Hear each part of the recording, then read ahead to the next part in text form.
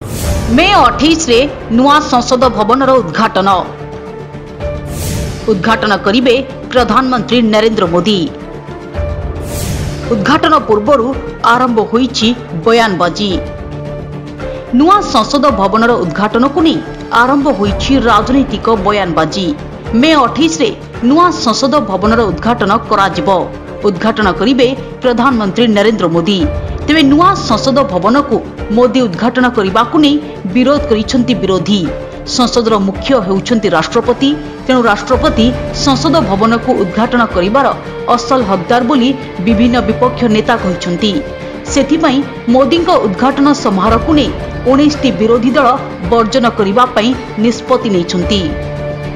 तेबे प्रधानमंत्री द्वारा उद्घाटन को विरोध कराजिबा सह राष्ट्रपति द्रौपदी मुर्मू उद्घाटन करने नहीं दाबी करिसेंती।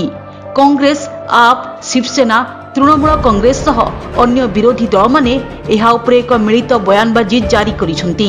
अन्यपटे केंद्र मंत्री हरदीप सिंह पुरी जुक्ति रखिसेंती जे पूर्वतन प्रधानमंत्री इंदिरा गांधी एवं राजीव गांधी पूर्व संसद भवन उद्घाटन करथिले।